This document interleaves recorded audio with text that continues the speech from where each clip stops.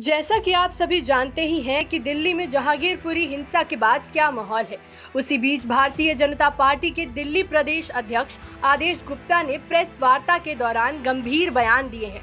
Media को संबोधित करते हुए उन्होंने कहा कि दिल्ली में 40 गांव के नाम बदले जाएंगे।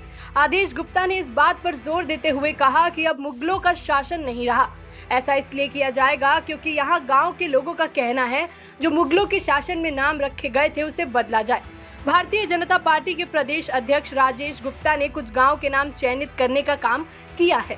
कल हमने मोहम्मदपुर गांव का नाम गांव की पंचायत के वर्षों से प्रस्ताव था, उस प्रस्ताव के आधार पर उस गांव का नाम माधवपुरम रखा है। इस बात की अगर हम आपको जानकारी दें कि हमने पिछले 8 महीने से गांव के सभी लोगों ने ये निश्चय किया कि हमारे गांव में जो मुगल कालीन नाम है इसका नाम बदला जाना चाहिए, क्योंकि 1000 साल वर्षों की गुलामी में उस समय ये नाम हमारे गांव का बदला गया था और अब ये गांव का नाम मोहम्मदपुर हम नहीं रखना चाहते हैं, इस गांव का नाम माधवपुरम होना चाहिए। तो इसका प्रस्ताव बीजेपी के पार्षद ने निगम में लगाया और निगम से पास होकर दिल्ली सरकार भेजा गया। दिल्ली सरकार ने पिछले 6 महीने से इस प्रस्ताव पर कोई जवाब नहीं दिया, कोई कार्रवाई नहीं की।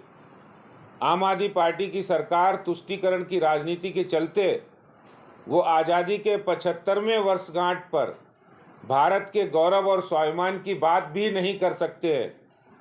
तो भारतीय जनता पार्टी ने निश्चय किया कि हम गांव का नाम गांव वासियों की सहमति से वहां बदलेंगे और वहां बड़ी भारी संख्या में लोग आए। उन्होंने गांव का नाम बदलकर माधवपुरम रखने में खुशी जताई है। और इसी तरह दिल्ली के अंदर 40 के आसपास ऐसे गांव हैं जिन गांव के नाम मुगलों से जुड़ते हैं, गुलामी की मानसिकता से जुड़ते हैं, गुलामी के प्रतीक के रूप में उनकी पहचान है और देश आज़ादी की 75वीं वर्षगांठ मना रहा है, अमृत महोत्सव मना रहा है। ऐसे में देश के अंदर दिल्ली के अंदर कोई गुलामी के प्रतीक नाम हो, उनको कोई गांववासी नहीं चाहता। तो गांव वालों ने आगे आकर हमको रिप्रेजेंटेशन दिया। भारतीय जनता पार्टी दिल्ली के मुख्यमंत्री से मांग करती है कि जिन 40 गांव के नाम बदले जाए, उन गांव के नाम देश की आज़ादी में जिन्होंने बलिदान दिया, अपने आप को कुर्बान कर दिया, ऐसे स्वतंत्रता सेनानियों के नाम रखे जाएं।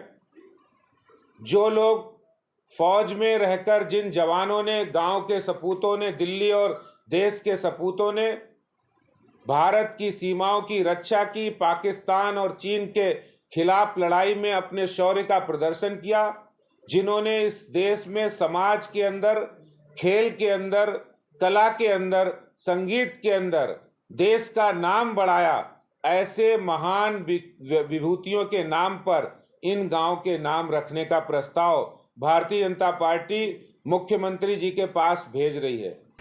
आदेश गुप्ता के इस बयान के बाद दिल्ली में क्या नई सियासत जन्म लेती है, ये आपको जल्द ही पता चल जाएगा। पर सोचने वाली बात ये है कि दिल्ली में हिंसक झड़प के बाद जो माहौल है, उन सबके बीच भारतीय जनता पार्टी के दिल्ली प्रदेश अध्यक्ष आदेश गुप्ता का ये कृत्य कहां तक सही है। दिल्ली से निगम पांडे की रिपोर्ट, जनहित टाइम।